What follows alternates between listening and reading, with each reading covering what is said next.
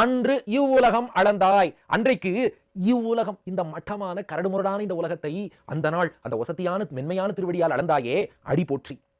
அந்த திருவடிகளுக்கு இப்ப நான் பல்லாண்டு பாடுறேன்னா, சென்று அங்கு சென்று இலங்கை வரை சென்று தென் இலங்கை செற்றாய். தென் அழகான இலங்கை, இலங்கையை தென்னுனா அழகியன் தமிழ் அர்த்தம் உண்டு. தென்னிலங்கை செற்றாய், அந்த அழகான இலங்கையை அசிங்கமாக்கி வந்த அந்த அரக்கர்களை எல்லாம் அழித்தாயே, திரள் போற்றி. அந்த மிடுக்குக்கு பல்லாண்டு.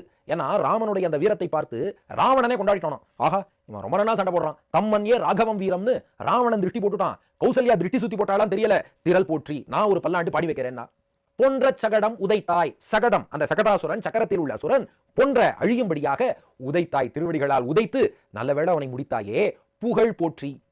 அந்த புகழுக்கு பல்லாண்டுன்னா, ஏன்னா அவன் சின்ன பிஞ்சு குழந்தை இல்லையா கண்ணன், அந்த சகடாசுரனை உதைத்ததாலே அந்த சாடுதைத்த தழும்புன்னு திருவடியில ஒரு தழும்பு இருக்கான்.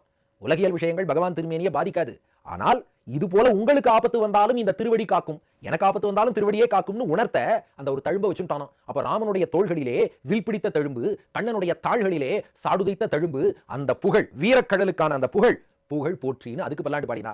அதான் கன்று குணிலா எறிந்தாய் கழல் போற்றி.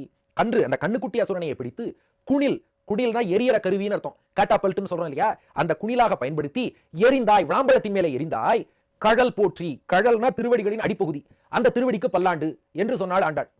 குன்று குடையாய் எடுத்தாய். கோவர்தனம் என்னும் குன்றை குடையாக எடுத்து பிடித்து அந்த இந்திரனுடைய கல்மழையிலிருந்து உன்னையும் காத்து ஆயர்பாடியையும் காத்தாயே, குணம் போற்றினா. அந்த குணத்துக்கு பல்லாண்டுன்னா எந்த குணம்னா, இந்திரன் ஒரு வாரம் கழிச்சு தவற உணர்ந்து வந்துட்டான். வந்தவன்ட்ட மலையை தூக்கி அவன் தலையில போடாம மலையை இறக்கி வச்சுட்டு இந்திரனையும் மன்னித்து அவன் மகன் அர்ஜுனனுக்கு தேரோட்டியாக இருப்பேன் என்றும் அந்த இந்திரனுக்கு அனுகிரகம் பண்ணானே. இந்திரனுடைய மகன் அர்ஜுனன், அவனுக்கு தேரோட்டியா இருந்து அவனுக்கு உதவி செய்கிறேன்னு சொன்னாயே, அந்த குணத்துக்கு பல்லாண்டு. எல்லாத்துக்கும் மேல இத்தனை ஆபத்திலிருந்து பெருமாளை காப்பவர் யாருன்னா, அவர் கையில உள்ள சக்கரத்தாழ்வார். அவர்தான் ஆயர்கள் மாடு மேய்க்கும் போது கையில வேல் வைத்திருப்பார்கள், கூர்வேல் கொடுந்தொழிலன் நந்தகோபன். அதற்கேற்றபடி அந்த தந்தையின் சொத்தான வேல் கிருஷ்ணட்டியும் வரும் இல்லையா, வென்று வகைகளுக்கும் நின் கையில் வேல் போற்றி. அந்த தந்தையின் கையில் உள்ள வேல் இப்ப அடுத்து உன் கைக்கும் வந்திருக்கு.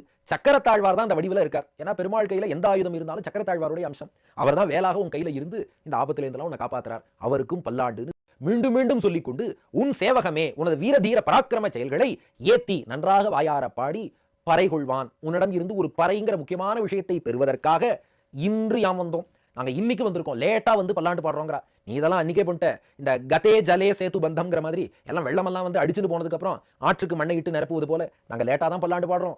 இறங்கு, எங்களை மன்னித்தருள வேண்டும். தூங்கிட்டு இருந்த உன்னை எழுப்பிட்டோம், அதற்கும் மன்னிக்கணும். உன்னை நடக்க சொல்லிட்டோம், அதற்கும் மன்னிக்கணும். இறங்கி அருள வேண்டும்னு கண்ணனிடம் பிரார்த்திக்கிறாள்.